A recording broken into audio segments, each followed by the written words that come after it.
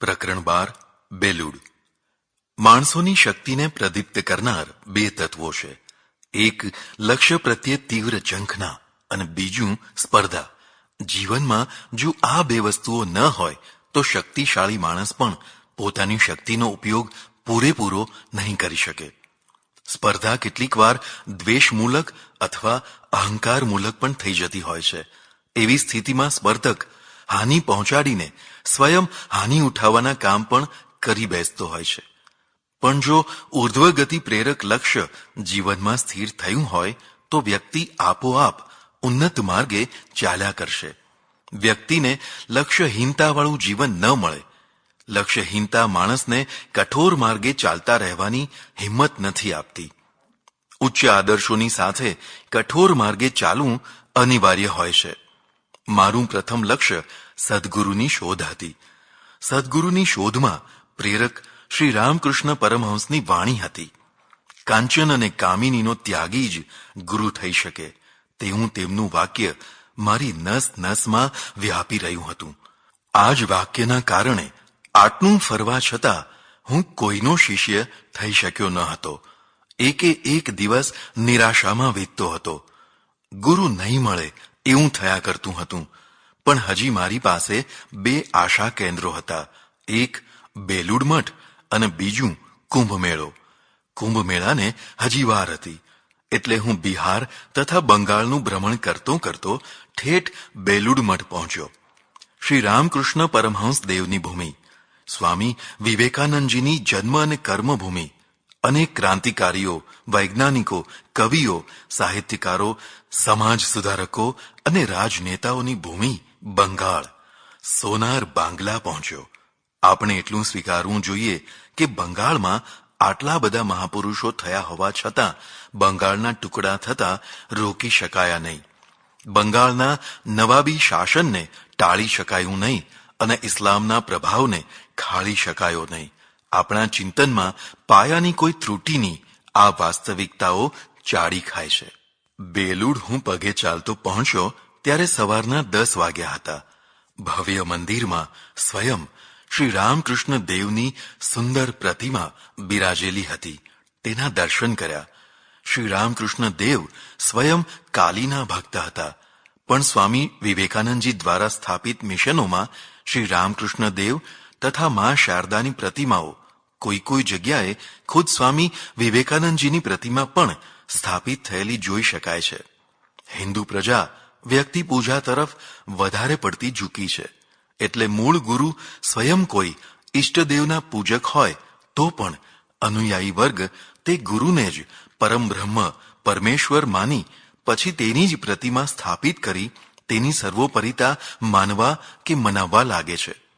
બુદ્ધિશાળી બંગાળમાં મોટા ભાગના આશ્રમોમાં આ રીતે પોતપોતાના ગુરુઓને મુખ્ય દેવ તરીકે સ્થાપિત કરી દેવાયેલા જોઈ શકાય છે. જે બંગાળમાં થયું છે તે જ બાકીના દેશમાં પણ થઈ રહ્યું છે. આ રીતની વ્યક્તિ પૂજા પ્રજાની બાદબાકી તો કરે જ છે, એકેશ્વરવાદમાં પણ અડચણરૂપ થાય છે. આ ક્ષેત્રમાં ઇસ્લામનું જે જમા પાસું છે ઠીક તેનાથી વિપરીત બીજા છેડે આપણે બહુ મોટું ઉદાર પાસું કરતા જઈએ છીએ, જેમાંથી આપણી દુર્બળતા વધુ ને વધુ વિકસી રહી છે. મંદિરમાં દર્શન આદિ કરીને મેં કોઈ સ્વામીજીને પૂછ્યું કે મારે આ સંસ્થામાં સંલગ્ન થવું હોય તો મારે શું કરવું જોઈએ. સિગારેટ પીતા પીતા સ્વામીજીએ મને ઓફિસ બતાવી અને કહ્યું, પેલી ઓફિસમાં જાઓ અને મોટા સ્વામીને મળો. બીજા પણ કેટલાક સ્વામીજીઓને સિગારેટ પીતા મેં ભાળ્યા. પછી ખબર પડી કે સ્વામી વિવેકાનંદ પણ સિગારેટ પીતા હતા. શ્રી રામકૃષ્ણ દેવ પણ હુક્કો પીતા હતા. એટલે આ પરંપરા ચાલતી રહી હશે. રામકૃષ્ણ મિશન નોન વેજીટેરિયન આહારવાળાઓને પણ પોતાનામાં સમાવી શકે છે. કદાચ બંગાળની આહાર સંબંધી પ્રકૃતિ તેમાં કારણ હોય. હું ઓફિસમાં ગયો, મોટા સ્વામીજીને પ્રણામ કર્યા અને વાત કરી કે મારે અહીં આ સંસ્થામાં દાખલ થવું છે. હું સેવા કરીશ.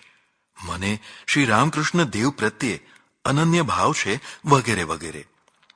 તેમણે થોડાક પ્રશ્નો પૂછ્યા. વાતચીત થઈ. મને અનફિટ કર્યો.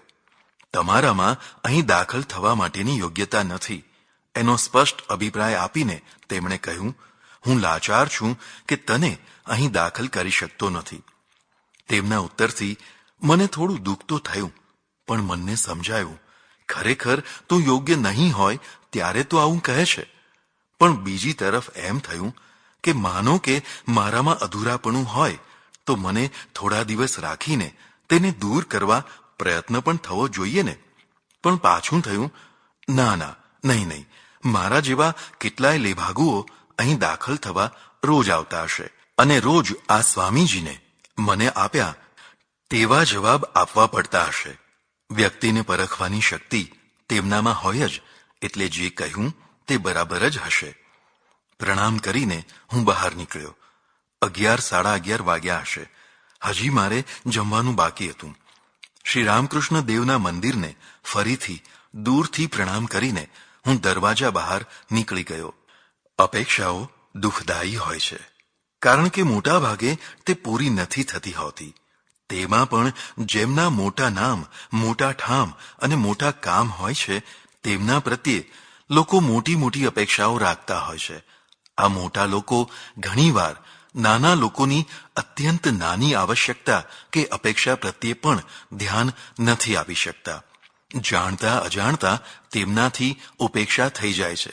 બસ અહીંથી જ મોટાઈ નીચે ઉતરવા લાગે છે.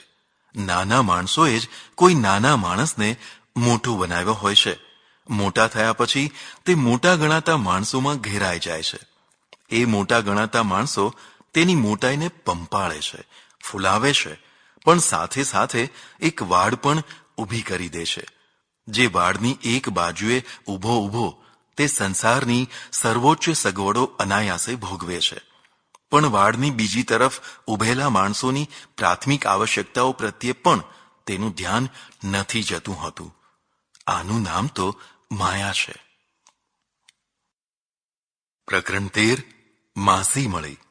કાશીની નિરાશા કરતા પણ બેલુડની નિરાશાએ મને ભારે ધક્કો આપ્યો. મને થવા લાગ્યું હતું કે મારામાં જ કંઈક ખામી છે. હું મારી જ ખામીઓને જાણી શકતો ન હતો, એટલે દુઃખી થતો હતો તેવું મને લાગ્યા કરતું. વારંવાર હું મારું નિરીક્ષણ કરતો અને વિચારતો, મારે શું કરવું જોઈએ? કાંચન કામિની વાળી વાતને છોડી દેવી જોઈએ? શ્રી રામકૃષ્ણ દેવના શિષ્યો તો કરોડોની સંસ્થા ચલાવે છે. કાંચનનો ત્યાગ તો માત્ર રામકૃષ્ણ દેવ સુધી જ રહ્યો. તે પછી તો લક્ષ્મીના વિપુલ ઢગલાઓના માનવતાવાદી કાર્યોમાં સંન્યાસીઓ લાગી ગયા. હવે કાંચનના ત્યાગ ઉપર ભાર નથી દેવાતો, કાંચનના સદુપયોગ ઉપર ભાર દેવાય છે. હું કશો નિર્ણય કરી શકતો નહીં. હજી પણ હું માનતો હતો કે હું સાચા માર્ગ ઉપર છું. મારે મારા પ્રયત્નો ચાલુ રાખવા જ જોઈએ. ફરતો ફરતો હું કલકત્તા પહોંચ્યો. હાવડાનો પુલ જોઈને આશ્ચર્યચકિત થઈ ગયો. 4 જ થાંભલા ઉપર આટલો મોટો અને આટલો પહોળો પુલ મેં કદી જોયો ન હતો. ઘણા સમય સુધી ઊભો ઊભો જોતો જ રહ્યો. તેના ઉપરથી ચાલતા વાહનોનો ગુગવાટો મને જુદો જ ભાવ આપતો હતો. તે જ પુલની નીચે હુગલી ગંગામાં સ્નાન કર્યું. હવે ક્યાં જવું? આટલા મોટા શહેરમાં મારા માટે પગ મૂકવાની પણ જગ્યા ન હતી. ના કોઈ ઓળખીતું કે ના કોઈ પાળખીતું. લક્ષ્મીનો સ્પર્શ ન કરવાના નિયમને કારણે પાસે એક પૈસો પણ નહીં. બિહારમાં ભ્રમણ કરતા એકવાર પંડિતજીએ મને પૂછેલું, આપ સન્યાસી હૈ? મેં હા પાડેલી. તો તેમણે પૂછ્યું, કૌન સે સન્યાસી હૈ? આ કૌન સે શબ્દે મને ગૂંચવણમાં નાખી દીધો હતો. સંન્યાસના કેટલા પ્રકાર તેની તો મને ખબર જ ન હતી. પણ કાશીમાં દંડી સ્વામીઓમાં રહીને હું આવેલો, એટલે દંડી સંન્યાસી એવું જાણતો હતો. એટલે મેં જટ દઈને કહી દીધું, દંડી સ્વામી. પંડિતજીએ પૂછ્યું, તો આપકા દંડ કહાં હૈ? પકડાઈ ગયા. હવે શું જવાબ આપવો? મેં મારી બધી વાત તેમને કરી કે હજી મેં સંન્યસ્ત દીક્ષા લીધી નથી, ગુરુની શોધમાં ફરી રહ્યો છું વગેરે. તેમણે બહુ જ સ્નેહથી મને 10 નામ ગણાવ્યા તથા બધા પ્રકારો બતાવ્યા. જો કે તે બધું મને યાદ ન રહ્યું.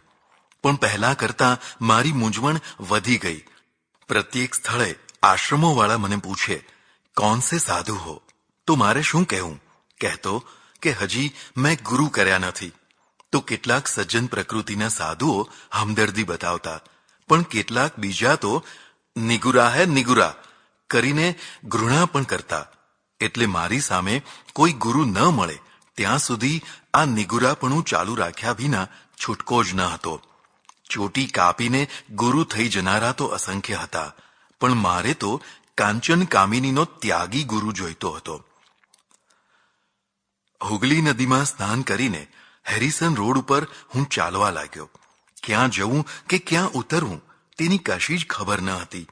મારો સરસામાન એક પોટકામાં બાંધીને તેના ઉપર પલાળેલો રૂંછાવાળો ટુવાલ સૂકવીને હું હેરિસન રોડની બંને તરફની દુકાનો જોતો જોતો આગળ વધી રહ્યો હતો. મંઝિલ ના હોય અને ચાલવાનું શરૂ કરો તો વહેલા થાકી જાઓ, પણ મંઝિલ નક્કી હોય તો હવે આટલું જ બાકી રહ્યું, હમણાં પહોંચી જઈશું એનું આશ્વાસન મળે. એટલે પગમાં જોર રહે. મારે ક્યાં સુધી ચાલચાલ કરવું, મારે ક્યાં જવું છે, ક્યાં ઉતરવું છે, કશી જ ખબર નથી. અંતે એક નાનો સરખો બગીચો આવ્યો. મને થયું કે લાવ બગીચાના બાંકડે બેસું. બગીચામાં ઘણા માણસો આડાઅવળા બેઠા હતા અને ગપાટા ચલાવી રાખતા હતા. તે સૌની વચ્ચેથી હું જેવો બગીચામાં પ્રવેશ્યો કે મારા દીદાર જોઈને એક ભૈયાએ વ્યંગ કર્યો, સાધુ ભયે હૈ और कितना बोझ उठाते फिरते हैं. મને આ શબ્દો લાગી આવ્યા. મારી પાસે શિયાળાના પ્રમાણમાં સામાન હતો. ખરેખર તો તે ઓછો જ હતો, છતાં વ્યવસ્થિત ગોઠવીને થેલી ભરતા નહીં આવડેલું, એટલે તે ફૂલાયેલો હોવાથી વધારે લાગતો હતો. ભૈયાની વાત સાંભળી મને થયું કે મારે આ સામાન ઓછો કરી નાખવો જોઈએ. એક બાંકડા ઉપર હું બેઠો અને મારો પલળેલો ટુવાલ મહેંદી ઉપર સૂક્યો. તરત જ એક માણસે મને કહ્યું, મહારાજ यह कलकत्ता है, जरा सी नजर इधर हुई कि तौलिया उठा नहीं, संभाल के रखो. તેની વાત સાચી હતી.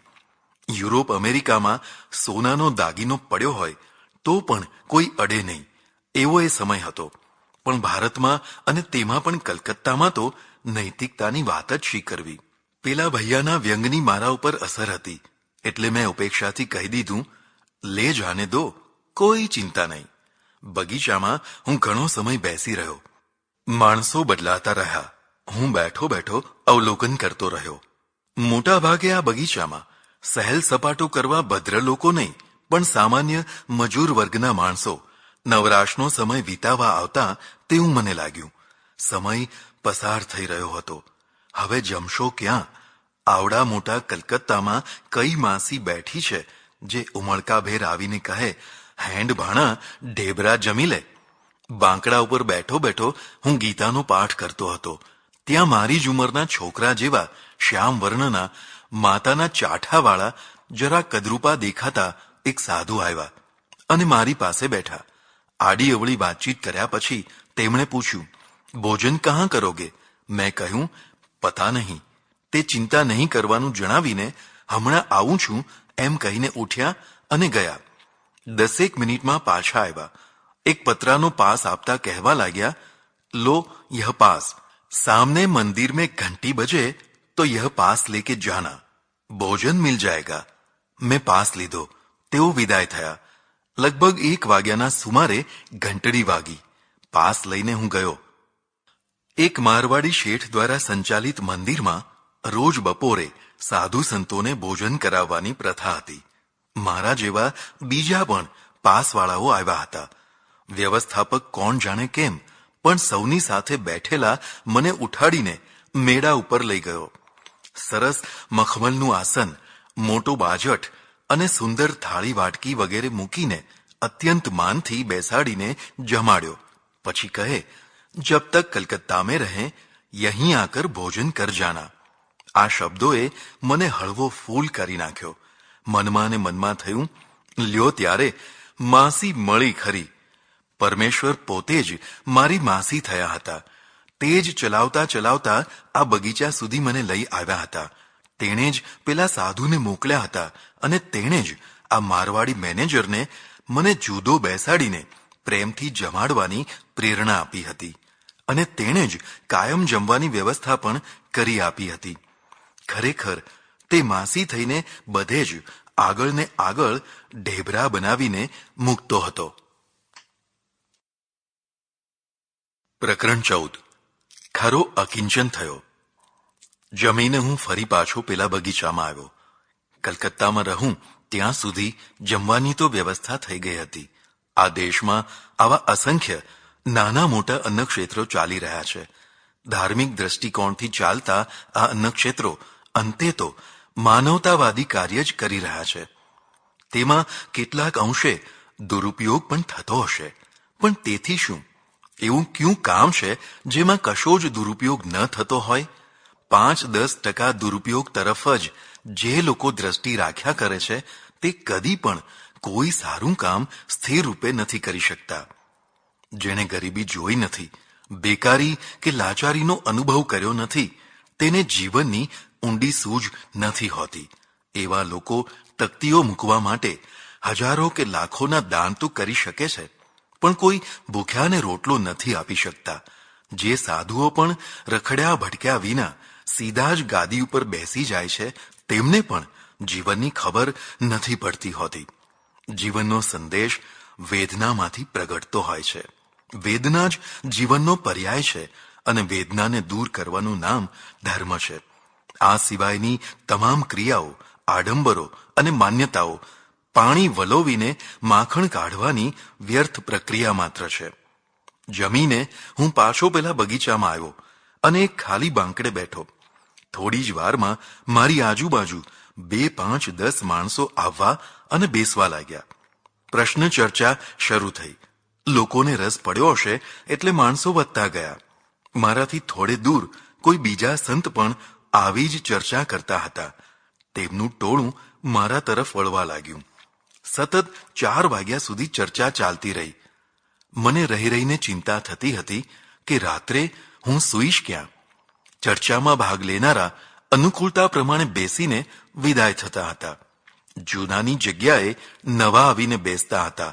મોટા ભાગે તે બધા નિમ્ન મધ્યમ વર્ગના માણસો હતા. સાંજે આ બગીચો બંધ કરી દેવાતો એટલે સુવાની ચિંતા થયા કરતી હતી. વળી અહીં સૂર્યાસ્ત વહેલો થતો અને ઠંડી પણ વધારે પડતી હતી.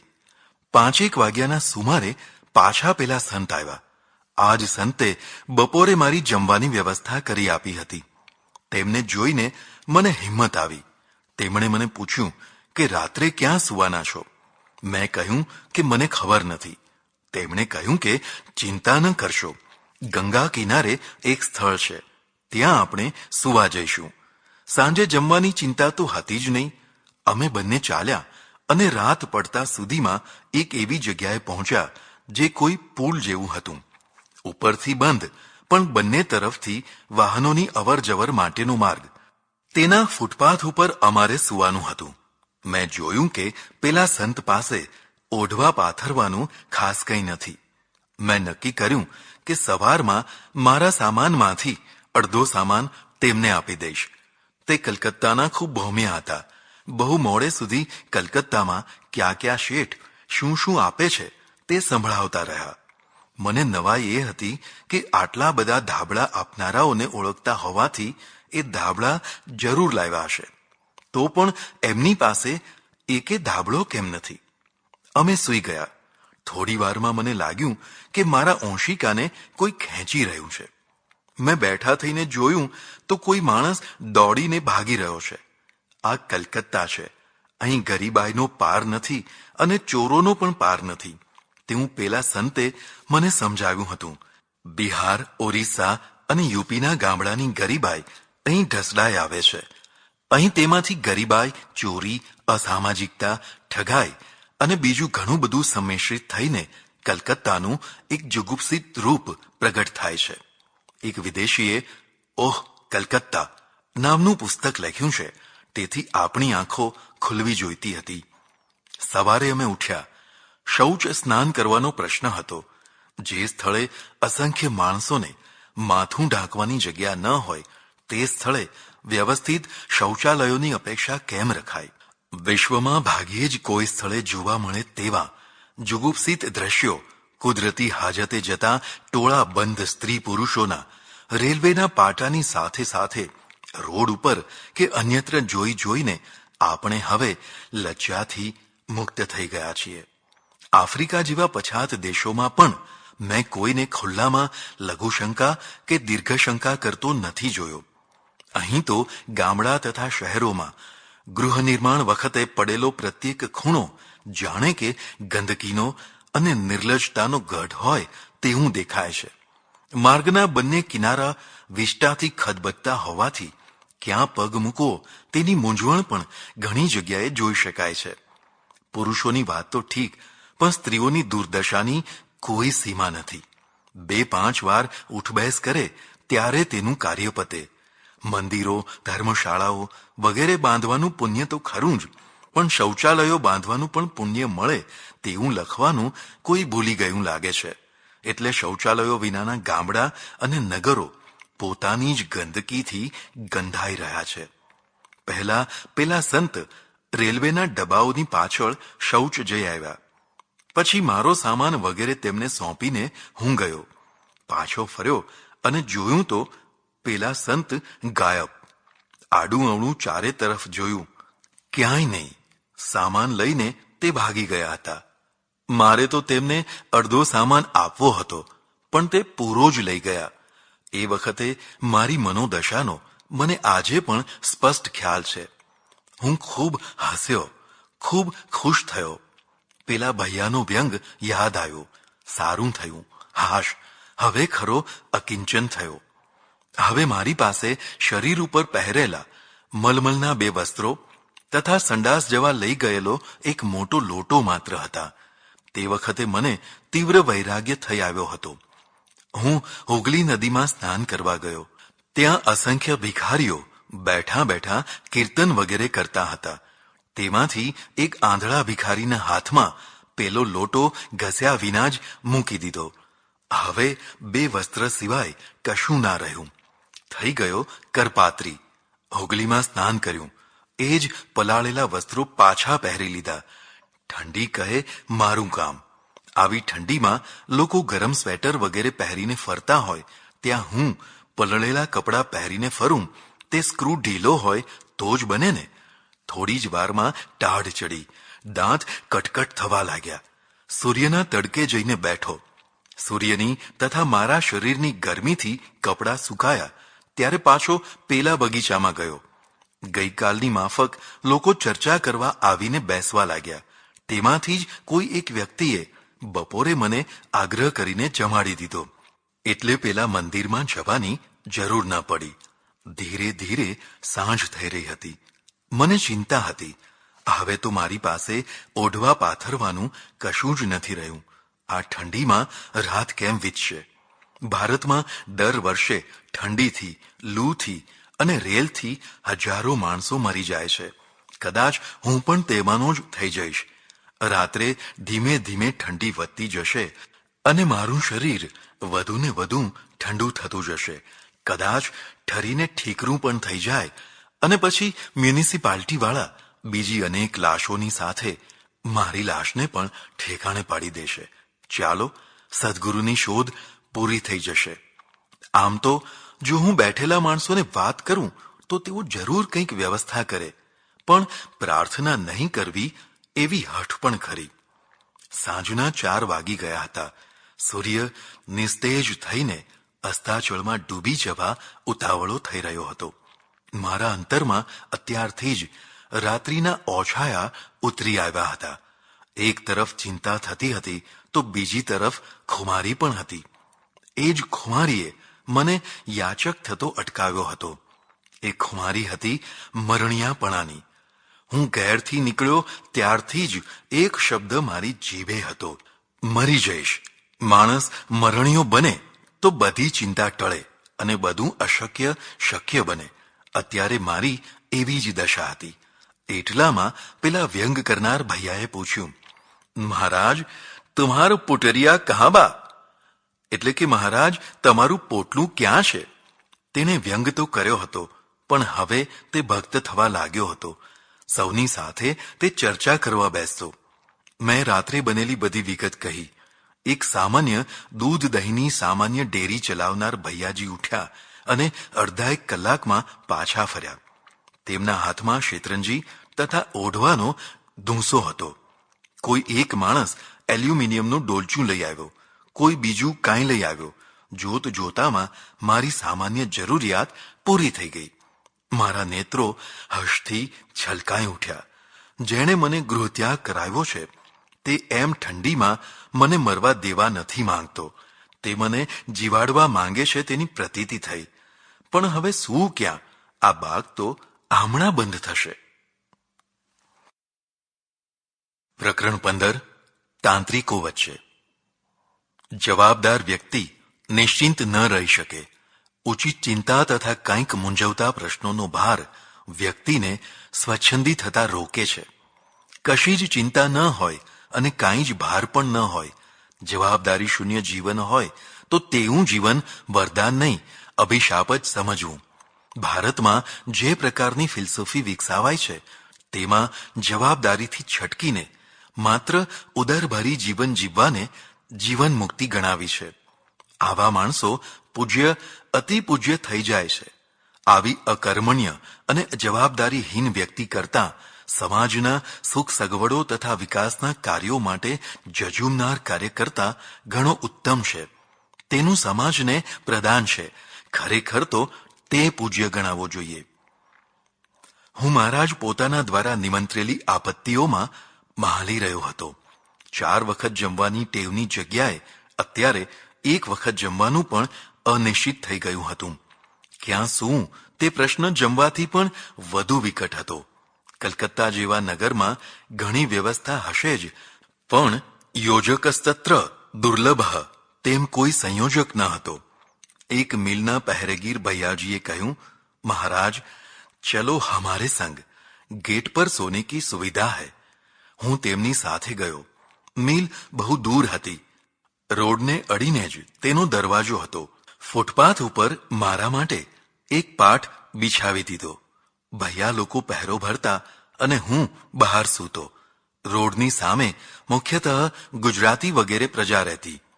એકવાર રાતના 10 વાગે જ્યારે અમે બધા બેઠા બેઠા સત્સંગ કરી રહ્યા હતા ત્યારે ફૂટપાથ ઉપર જતી એક વ્યક્તિને જોઈને હું ચમક્યો.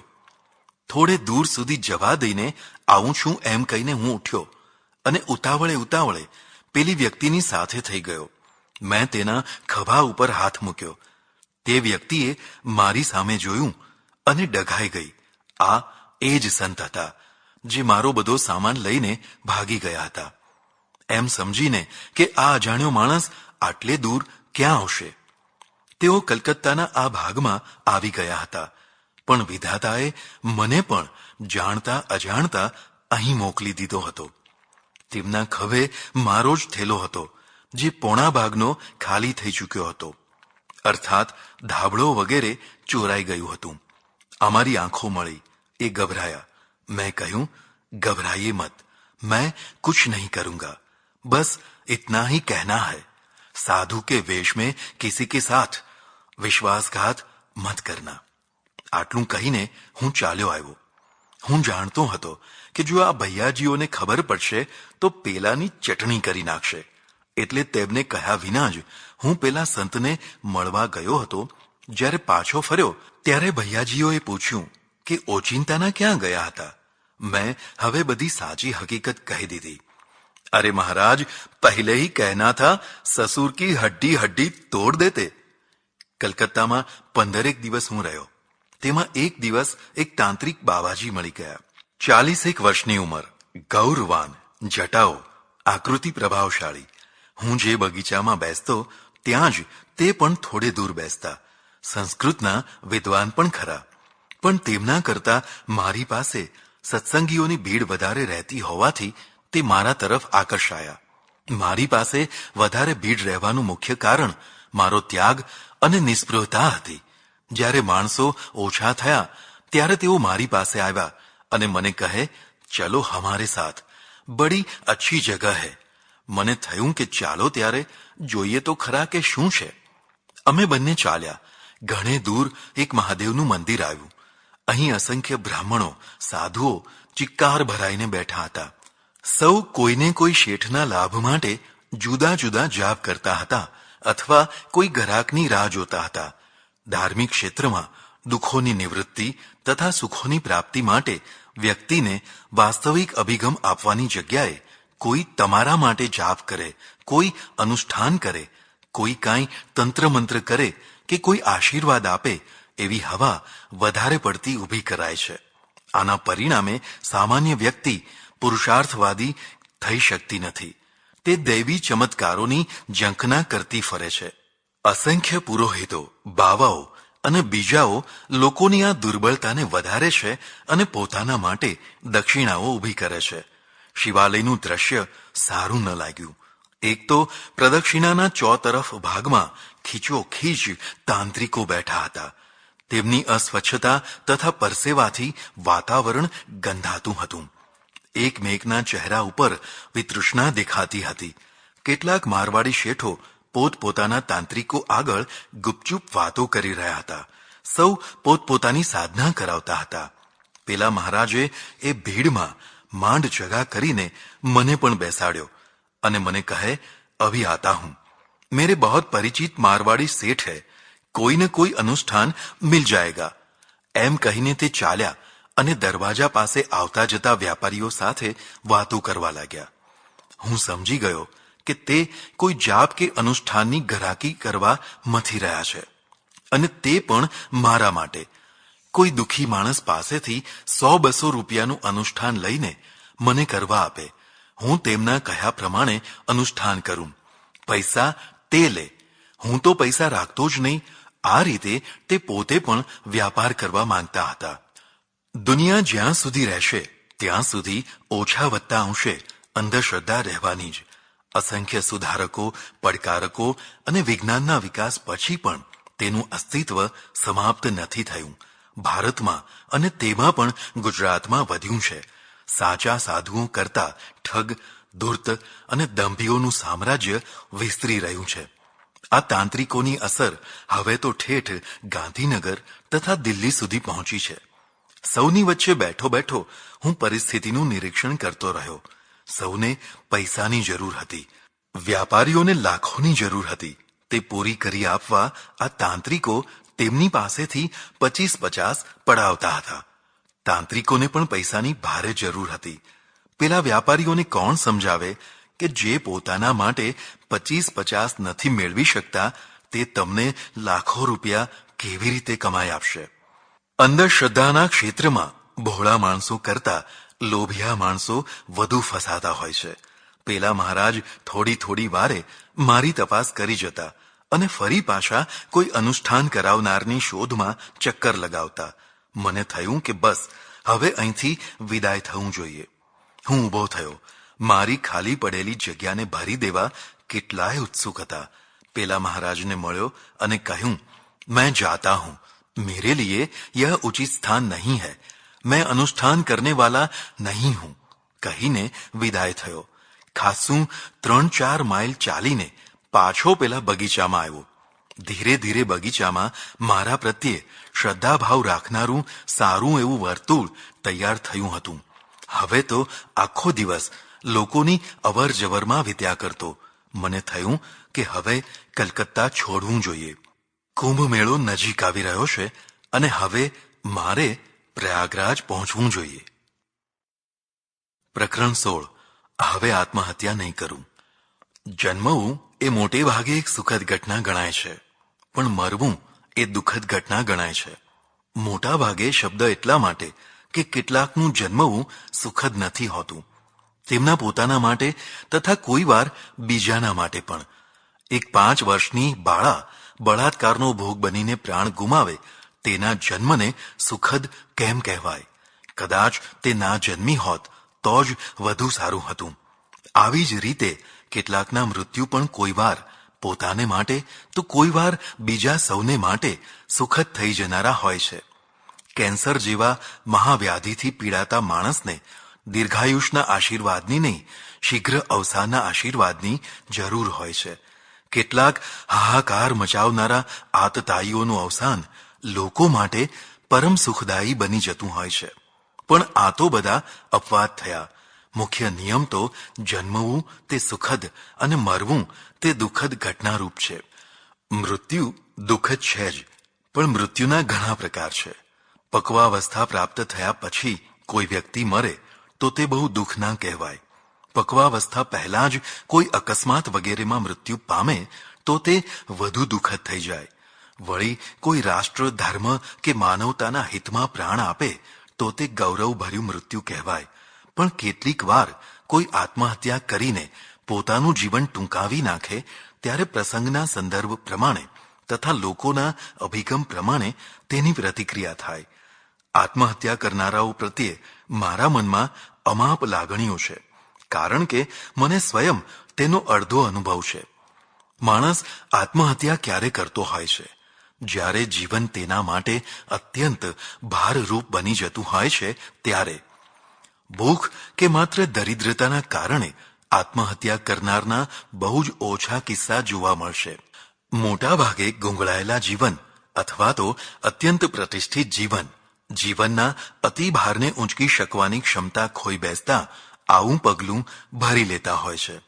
પશુ પક્ષીઓ કદી આત્મહત્યા નથી કરતા, કારણ કે તેમનું સામાજિક અને માનસિક જગત નહિવત છે.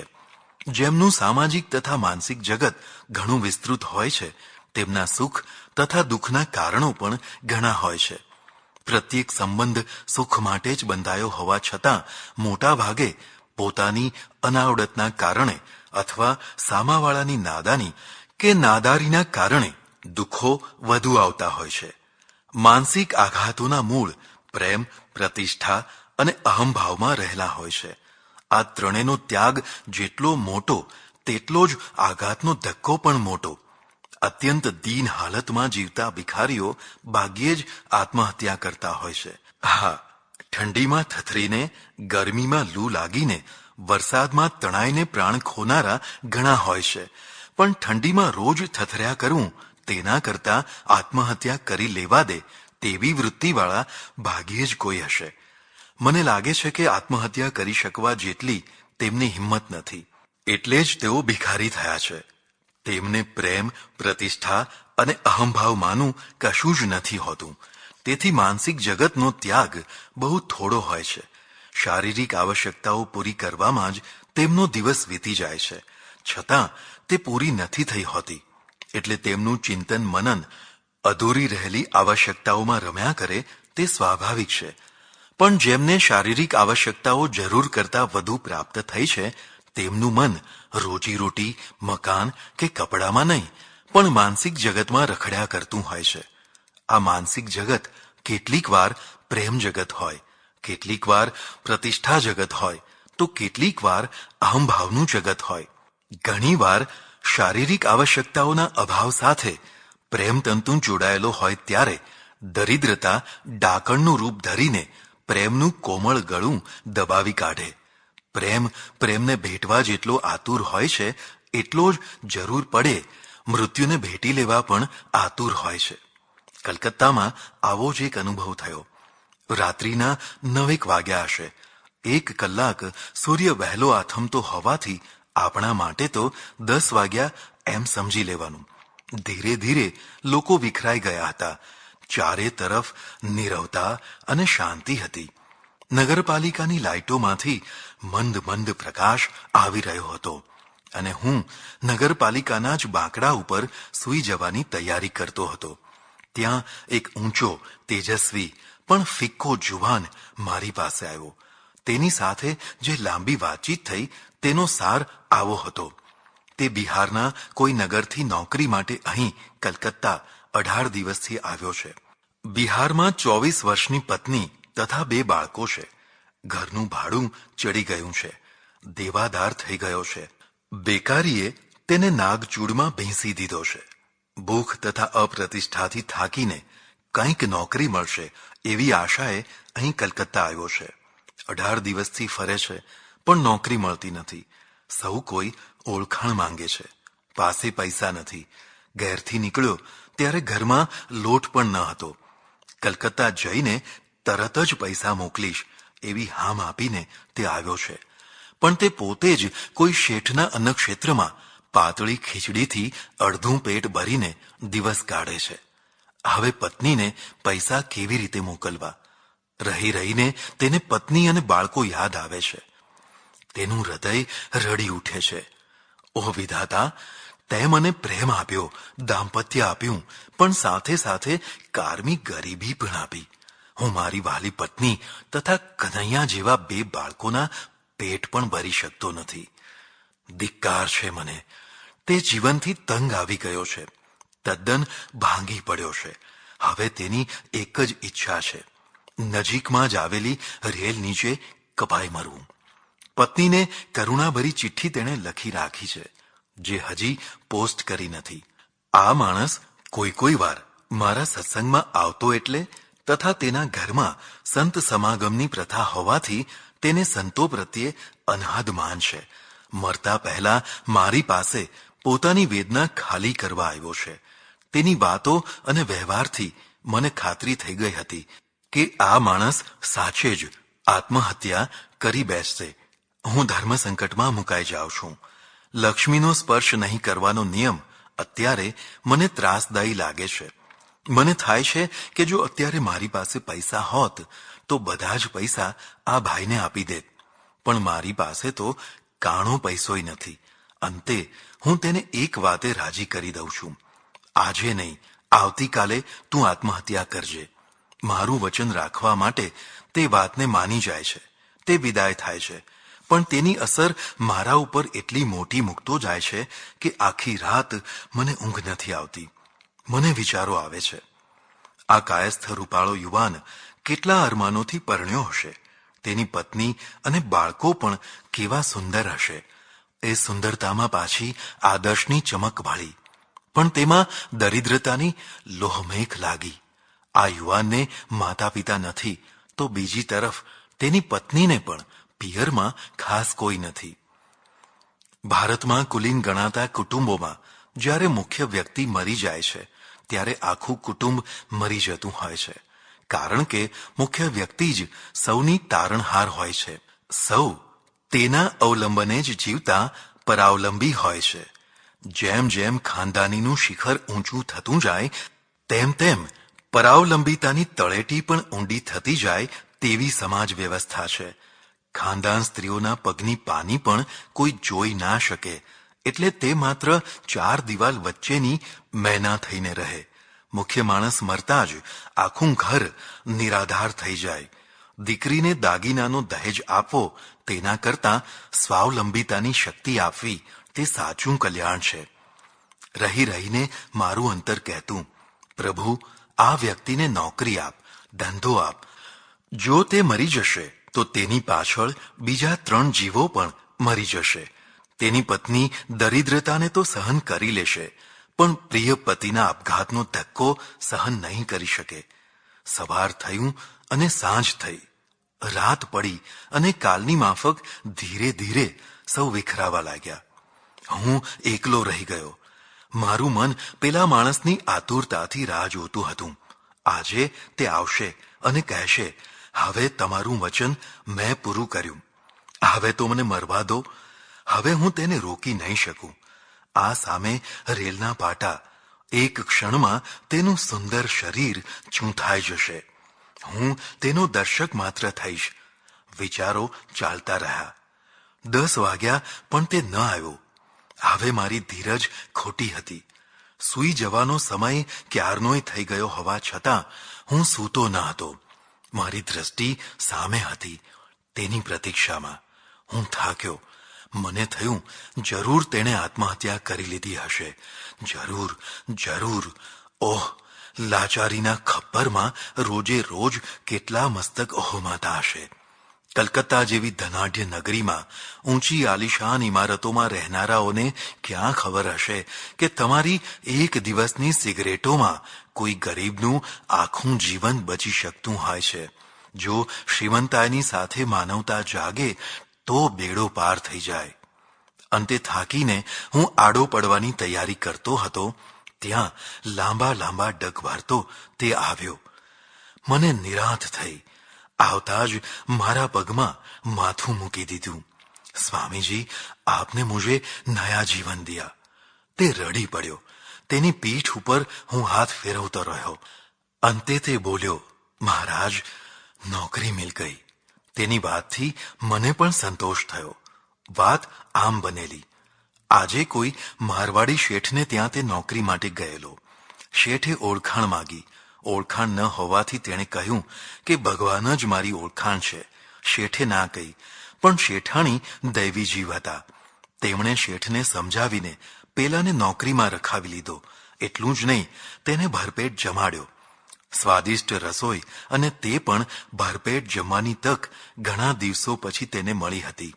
જમતા જમતા તેને પત્ની અને બાળકો યાદ આવ્યા. તેનાથી રડી જવાયું. અન્નપૂર્ણાના અવતાર સમી શેઠાણી સમજી ગઈ કે આ કોઈ દુખિયો માણસ છે. બધી વાત પૂછી, બધી વાત જાણી. શેઠાણીએ તરત જ 200 રૂપિયા આપ્યા. જાઓ, તમારી પત્નીને મની ઓર્ડર કરી આવો. પત્નીને મની ઓર્ડર કર્યું. આવતીકાલે તો પહોંચી જશે. હવે તેના પગમાં જોર હતું. એક મળદું જીવતું થયું. પેલી શેઠાણીએ ખરેખર શેઠાણીનું પદ દીપાવ્યું. પેલો યુવાન તો વળી મારું જ નિમિત્ત માનતો હતો. આપકે आशीर्वाद से ही नौकरी मिली. मैं तो मर गया होता जो आप मुझे रोकते नहीं और नौकरी दिलाते नहीं. मैं તેને પૂછ્યું, अब आत्महत्या करनी है? તેણે ઉત્તર આપ્યો, ના સરકાર, अब मैं आत्महत्या नहीं करूंगा. मैं प्रभुનો આભાર માન્યો. યજ્ઞો, સપ્તાહો, 56 ભોગો અને સમૈયાઓમાં લખલૂંટ ખર્ચા કરનારાઓને જાણ થવી જોઈએ કે એક માણસને રોજી આપવી, એક બે કુટુંબોને આજીવિકાનું સાધન આપવું, તે ખરો યજ્ઞ છે, તે ખરી સપ્તાહ છે. તેમાં જ 56 ભોગો અને સમૈયાઓ છે. ધર્મને માનવતા તરફ વાળવામાં આવે એ જ ધર્મની તેજસ્વીતા છે. પ્રકરણ 17. આમાર ઠાકુર. મને થયું કે હવે કલકત્તા છોડી દેવું જોઈએ. કોઈને કાંઈ પણ કહ્યા વિના જ એક દિવસ વહેલી સવારે હું જીટી રોડ ઉપર ચાલી નીકળ્યો. કલકત્તા પાર કરતા જ મને 3 કલાક લાગ્યા. પછી શરૂ થયા તેના પરા. હું પગપાળા જ ધૂનમાં ને ધૂનમાં ચાલતો હતો. માર્ગની બંને તરફ મકાનો જ મકાનો. કોઈ ખાલી જગ્યા જ ન દેખાય. ચાલ ચાલ કરતો જ રહ્યો. સવારથી કંઈ ખાધું ન હતું અને આવી રીતે ચાલ ચાલ કરનારને ઊભા રાખીને કોણ જમવાની વાત પૂછે? 2 પૈસાના ચણા લઈને ફાંકી લીધા હોય તોય લોટો પાણી પીવાય. અહીં તો તે પણ ન હતું. અત્યંત અસલામતી અને નિરાધારતામાં વ્યક્તિ પરમાત્માની અત્યંત સમીપમાં પહોંચી જતી હોય છે. મેં જે પરમાત્માની શોધમાં ગૃહત્યાગ કર્યો હતો તથા આવા કડક નિયમો લીધા હતા તે પરમાત્મા સિવાય મારી પાસે શો આધાર હતો? જૈન સાધુઓ પૈસાને નથી અડતા, પણ તેમના માટે પ્રથમથી જ આગળ આગળ બધી વ્યવસ્થા હોય છે. એટલે લક્ષ્મીનો અસ્પર્શ તેમના માટે કષ્ટદાયી નથી થતો. મારા માટે તો તેવું કશું જ ન હતું. મને કોઈ ઓળખતું ન હતું. એટલું જ નહીં, હું અદીક્ષિત હતો. નાની ઉંમરનો બિનઅનુભવી હતો અને દૂરના પ્રાંતમાં વિચરણ કરતો હતો. મારી સ્થિતિનો ખ્યાલ કરનારને સ્પષ્ટ જણાશે કે હું માત્ર પરમાત્માને આધારે વિચરી રહ્યો હતો. મારામાં જે કાંઈ થોડી મક્કમતા હતી તે પણ પરમાત્માની જ આપેલી હતી. ચાલતા ચાલતા 1 વાગી ગયો હતો.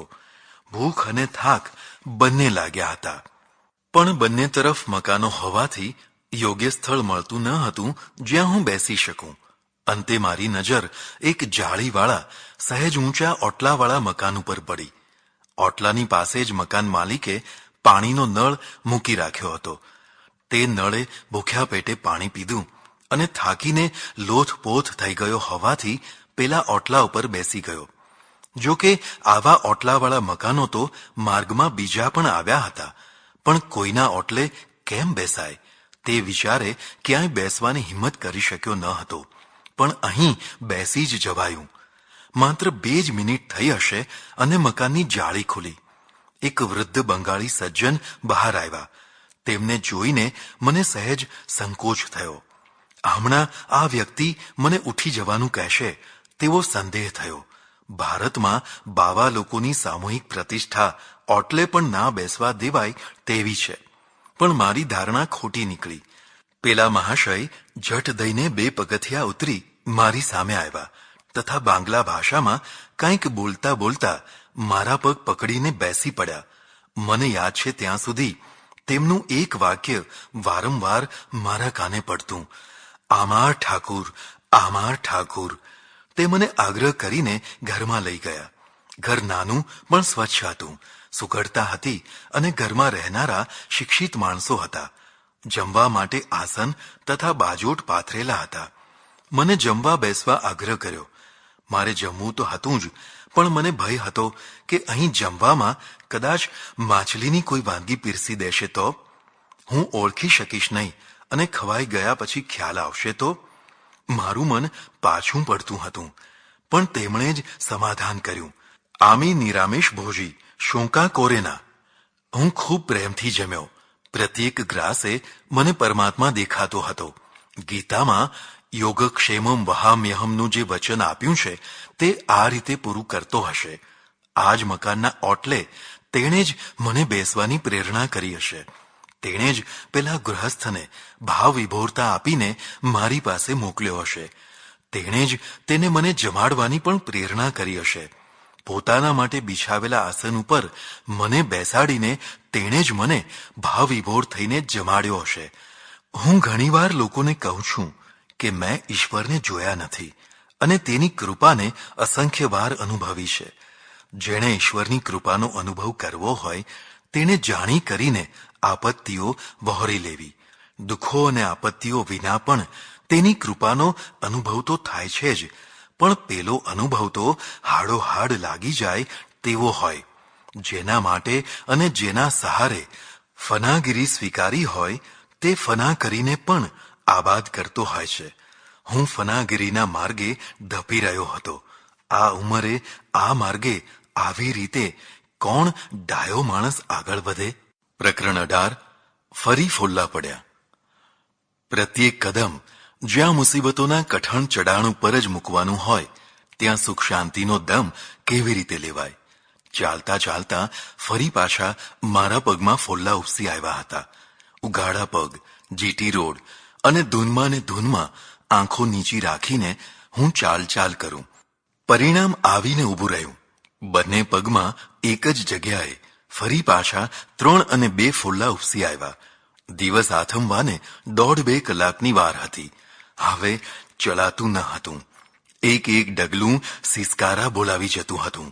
શું કરવું? આવતા જતા કોઈ માણસને પૂછ્યું, ગામ કેટલે દૂર હશે? જવાબ મળ્યો, આ રોડ ઉપર 3 માઇલ, અને જો રોડ છોડી દો તો પહેલું ગંગા કિનારે ગામ દેખાય તે માત્ર 1 જ માઇલ. 3 માઇલ ચાલવાનું શક્ય ન હતું, એટલે 1 માઇલ વાળા બાજુના ગામે પહોંચવાનું હિતાવહ લાગ્યું. હું જેમ તેમ કરીને પેલા ગામે પહોંચ્યો. પગમાં કળતર અને બળતરાનો પાર ન હતો. હમણાં રડી પડાશે એવું થયા કરતું હતું. ગામમાં પેસતા જ એક આશ્રમ જોયો. કાલીબારી. હું રાજી થયો. ચાલો, વિશ્રાંતિની જગ્યા મળી ગઈ. અંદર પગ મૂકતા જ સ્વામીજીએ ગાંટો પાડ્યો, અહીં નહીં, અહીં નહીં, બહાર જાઓ, બહાર જાઓ. હું કાંઈ પણ બોલ્યા વિના બહાર નીકળી ગયો. હવે ક્યાં જવું? કોઈને પૂછ્યું તો બતાવ્યું કે ગામના પેલા છેડે ગંગા કિનારે ધર્મશાળા છે, ત્યાં જાઓ. મેં એક ખાસું મોટું ગામ પાર કર્યું અને પહોંચ્યો ગંગા કિનારે. ખરેખર તો ગંગાજીનો પ્રવાહ તો 1 ફ્લાંગ દૂર હતો, પણ કોઈ મહારાજાએ પાકા ઘાટ બંધાવેલા. તે ઘાટ ઉપર સૂર્યાસ્ત વેળાએ આવીને લોકો બેસતા. ગંગાજીનું નીર તો અહીંથી દેખાતું પણ ન હતું. હું ત્યાં ઘાટ ઉપર પહોંચ્યો. એ સમયે સૂર્યાસ્ત થઈ રહ્યો હતો. ઘાટ ઉપર એક જ સફેદ વસ્ત્ર પહેરીને 25-30 વૃદ્ધ વિધવાઓ બેઠી હતી. સહેજ જાડું મલમલ, સાબુ વિના ધોવાવાના કારણે પીળાશ પકડેલું. ચણિયા વિના માત્ર એક જ વસ્ત્ર ધારણ કરવાનો રિવાજ બંગાળમાં વિધવા સ્ત્રીઓ માટે છે. સૌના ચહેરા ફિક્કા, નિસ્તેજ અને લાચારીની છાયાથી ગ્રસ્ત લાગ્યા. વિધવાઓને ભક્તિ કરવાની હોય એટલે તે બધી ભક્તિ કરવા અહીં આવી હશે. ઘણીવાર દેખાદેખી પણ ઘણું બધું થતું હોય છે. બંગાળ એટલે બાબુઓનો દેશ. ઉચ્ચતા અને કુલીનતાની ખુમારીવાળા આ બાબુઓ યુપી બિહારના ભૈયાઓને માત્ર કુલી જ સમજે. જેમ દક્ષિણ આફ્રિકામાં પ્રત્યેક ભારતીયને મહાત્મા ગાંધીજીને પણ ગોરાઓ કુલી કહીને બોલાવતા, તેમ અહીંના બાબુઓ અમે જ બુદ્ધિશાળી છીએ તેવી ગુરુતા ગ્રંથિથી પીડાતા હોવાથી મજૂરી કરવા આવેલા ભૈયાજીઓને કુલી જ સમજે. અકુલીનતા કરતા કુલીનતા ઘણા પ્રશ્નો ઊભા કરે છે. સમાજને, ખાસ કરીને સ્ત્રીઓને કુલીનતાના નામે કુરૂઢીઓના ફંદામાં જકડી લેવાતી હોય છે. બંગાળના કુલીન સમાજે વિધવા થયેલી સ્ત્રીઓને પતિની ચિતા સાથે બાળી મૂકવાની કુલીન વિધિ વિકસાવી, જેનું દંભી નામ સતી પ્રથાનું અપાયું. આ રીતે અસંખ્ય સ્ત્રીઓને પતિની ચિતા સાથે બાંધીને બાળી મૂકવાનું જે પાપ થયું તે હિમાલયથી પણ ભારે થયું અને તેનું ફળ આજે પણ પ્રજા ભોગવી રહી છે.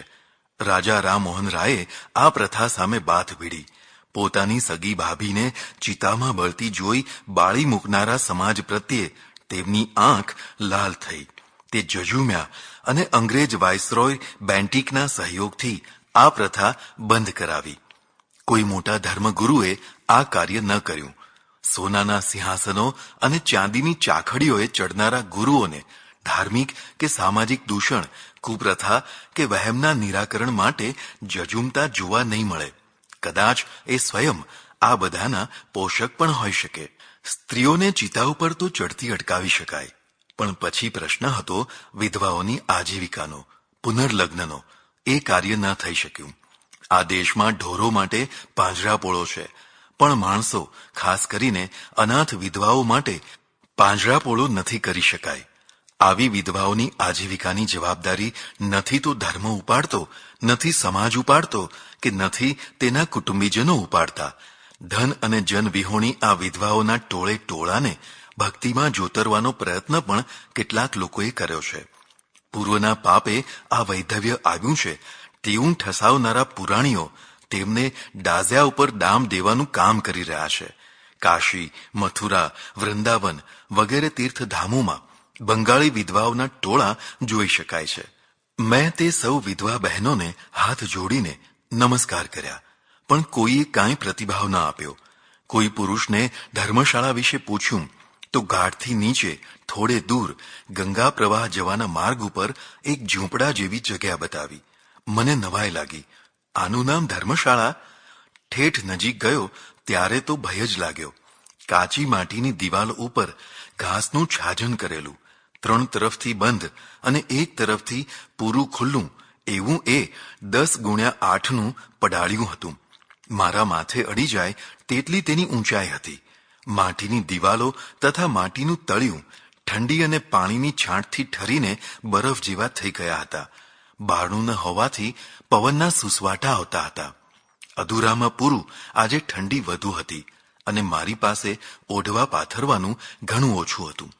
હું મારું જ એક પાતળું આસન પાથરીને બેઠો. રાત્રે ઠંડી વધી જશે ત્યારે અહીં એક શરીર થીજીને ઠીકરું થઈ જશે તેવું મને ચોક્કસ લાગવા લાગ્યું. હું ઘણો સમય એ ધર્મશાળામાં બેઠો, પણ કોઈ મારી પાસે ન આવ્યું. બહુ થોડા લોકો ગંગાજીના દર્શન કરવા અવર જવર કરતા હતા. કોઈ એકાદ ઉડતી નજર મારી તરફ નાખી જતા. હું ચૂપચાપ એકલો જ બેઠો હતો. 2 વૃદ્ધો ગંગાજી તરફ જતા હતા. તેમણે પણ મારા તરફ દ્રષ્ટિ કરી અને ચાલ્યા ગયા. મને થતું હતું કે કોઈ મારી તરફ આવે અને મારી સાથે વાતચીત કરે, પણ કોઈ આવતું ન હતું. પેલી વિધવાઓ દૂર ઊંચા ઘાટ ઉપર અન્ય મનસ્ક ભાવથી બેઠી હતી. પ્રતિક્ષણ સંધ્યા રાત્રિ તરફ જઈ રહી હતી અને ઠંડીનું પ્રમાણ વધતું જતું હતું. કોઈ વાર હું નેત્રો બંધ કરીને પ્રભુ સ્મરણ કરવા પ્રયત્ન કરતો હતો. પગમાં ફોલ્લા ઉપસી આવ્યા હતા. ત્યાં વારંવાર હાથ પહોંચી જતો. એવું લાગતું કે ત્યાં હવે આંટણ પડી જશે. જે ભાગ ઉપર વધુ ઘસારો પડતો હતો ત્યાં ફોલ્લા પડ્યા હતા. તે ભાગ ધીરે ધીરે કઠોર થઈ જશે, પછી ફોલ્લા નહીં પડે. પણ ત્યાં સુધી જીવિત રહેવાય તો ને. આજે તો આ કારમી ઠંડી અને તદ્દન ઓછા વસ્ત્રો મળીને કદાચ મારું ઠેકાણું પાડી દેશે. હું આવું કંઈક વિચારતો હતો. એટલામાં પેલા 2 વૃદ્ધો ગંગા દર્શન કરીને પાછા ફર્યા. મારી સામું જોઈને આગળ ચાલ્યા, પણ થોડુંક ચાલીને પાછા ફર્યા અને ઉપર આવી મારી પાસે બેઠા. બંનેને માત્ર બંગાળી જ બોલતા આવડતું હતું. તેમાંથી એક વૃદ્ધ બહુ જ થોડું હિન્દી બોલી શકતા હતા. પ્રથમ બંગાળીમાં અને પછી ભાંગી તૂટી હિન્દીમાં વાતચીત શરૂ થઈ. તેમણે મારો હાથ જોયો. મારી નાની ઉંમર તથા ત્યાગ વૃત્તિથી લોકો આકર્ષિત થઈ જતા. ખાસ કરીને વિદ્વાન ધાર્મિક વર્ગ તેથી વધુ આકર્ષિત થતો. થોડી જ વારમાં મેં જોયું તો પેલી 15-20 વિધવાઓ અમારી પાસે આવી અને ખોળો ધરી ધરીને પગે લાગીને એક તરફ ચૂપચાપ બેસી ગઈ. મને નવાઈ લાગી. આ બહેનોને હું પગે લાગ્યો ત્યારે કશો પ્રતિભાવ ન આપ્યો અને હવે ખોળા પાથરીને પગે લાગવા માંડી. મારો હાથ જોનાર વૃદ્ધ મહાશય તેમને બંગાળીમાં કંઈક કહી રહ્યા હતા, જે હું સમજી શકતો ન હતો. પણ એટલું સમજાતું હતું કે આ છોકરો મહાપુરુષ થવાનો છે તેવું કંઈક તે સૌને સમજાવી રહ્યા હતા. ધીરે ધીરે માણસો ભેગા થઈ ગયા. એવામાં એક વૃદ્ધ પણ સશક્ત અને ભારે શરીરના મહાત્મા પણ ત્યાં આવી પહોંચ્યા. તેમના હાથમાં ત્રિશૂળ હતું. તેમાં ડમરું બાંધેલું હતું. ગળામાં મોટા મોટા રુદ્રાક્ષની માળાઓ હતી. મોઢું ભારે અને શરીર પણ ભારે હતું. કમર પર કાણાવાળા પૈસાને પરોવીને બનાવેલો કંદોરો પહેર્યો હતો. ભગવા વસ્ત્રો, ઘઉંવર્ણો રંગ અને બુલંદ અવાજ, આ બધું મારા માટે આકર્ષક ન હતું. છતાં તેઓ પણ સૌની સાથે ઊભા હતા. વાર્તાલાપમાં અંધારું થઈ ગયું હતું. ધીરે ધીરે સૌ વિખરાવા લાગ્યા હતા. એક ભૈયાજી પણ ઊભા હતા. તેમણે મને પૂછ્યું, રાત કહાં રહોગે? મેં કહ્યું, યહીં પર. તેણે કહ્યું, નહીં, यहाँ तो जान लेने वाली ठंडी लगेगी. मेरे साथ चलिए. मेरे यहाँ मंदिर की दलहान में रहिए. હું તેમની સાથે ચાલ્યો. અહીં પેલા કરતા ઠીક હતું. પેલા ડમરુધારી મહાત્મા પણ સાથે હતા. તેમણે મને કહ્યું કે કાલે મારી શિષ્યાને ત્યાં જમીને અહીંથી દૂર ભદ્રેશ્વર આપણે જઈશું. ત્યાં 500 સાધુઓ ભેગા થવાના છે. મેં હકારમાં માથું હલાયું અને પછી કહ્યું, બંગાળમાં માછલીનો આહાર લોકો કરે છે. હું તમારી શિષ્યાને ત્યાં જમવા આવું, પણ એવું કાંઈ તો તેઓ વાપરતા નથી ને? તેમણે કહ્યું, ના ના, એ વિધવા છે અને બંગાળમાં વૈધવ્ય પ્રાપ્ત થયા પછી માંસાહાર બંધ કરી દેવાય છે. તેની રસોઈ, ચૂલો બધું જ જુદું થઈ જાય છે. એટલે તમે કશી ચિંતા ન કરશો. સૌ વિખેરાયા અને હું સૂઈ ગયો. ઈશ્વરને આટલો જલ્દી મને ઠીકરું બનાવી દેવાની ઈચ્છા ન હતી, એટલે તેણે આ વ્યવસ્થા કરી દીધી હતી. પાછળથી ખબર પડી કે પેલા હાથ જોનારા બંગાળી વૃદ્ધ ત્યાંના પ્રસિદ્ધ યોગી હતા. તેઓ 45 વર્ષથી અન્ન લેતા ન હતા. તેમનું ઘણું માન હતું. તેમના આવવાથી લોકો ભેગા થઈ ગયા હતા. પેલી વૃદ્ધાઓ તેમના જ કારણે પગે લાગવા આવી હતી.